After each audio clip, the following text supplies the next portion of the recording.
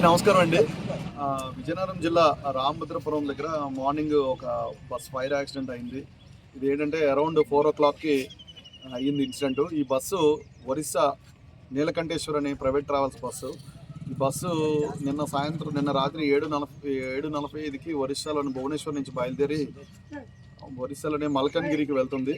ఇలాగా బాడంగి రామభద్రపురం మీదుగా సాలూరు వైపు వెళ్తున్నప్పుడు రామభద్రపురం నేషనల్ హైవే మీద అవుట్స్కట్స్లో బ్యాక్ సైడ్ టైర్ పంక్చర్ అవ్వడం వల్ల ఫైర్ ఇన్సిడెంట్ అయింది. తర్వాత బస్సు అందరికీ కూడా అంతగా వ్యాప్తి చెందింది. ఇందులో డ్రైవర్ ఎలర్ట్ అయ్యి అందరినీ కూడా పాసెంజర్లను అందరూ కూడా సుమారు 42 మంది, ఒక చిత్రకూట ఎమ్మెల్యే గారితో కలిపి 42 మంది పాసెంజర్లు ఉన్నారు. వాళ్ళు వెంటనే ఇమీడియట్గా అక్కడికి కిందకి దిగిపోవడం జరిగింది. వెంటనే సమాచారం వచ్చిన వెంటనే లోకల్ గస్తీ తిరుగుతున్న రామభద్రపురం పోలీస్ స్టాఫ్, ఎస్ఐ గారు, తర్వాత ఫైర్ సిబ్బంది, ఆ పాడంగి ఫైర్ టెండర్ కూడా రావడం జరిగింది. మంటలు అప్రోచ్ చేయడం జరిగింది.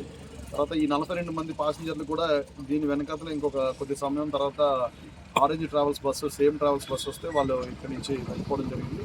ఈ ఇన్సిడెంట్లో ఎవరికి కూడా ఎటువంటి క్యాజువాలిటీస్ కానీ ఇంజరీస్ కూడా జరగలేదు.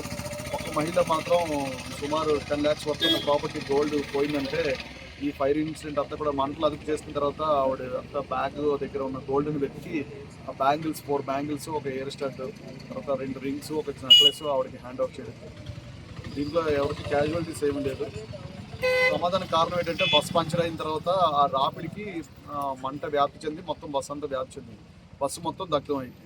కానీ ఎవరికి ఎటువంటి ఇంజరీస్. Thank you.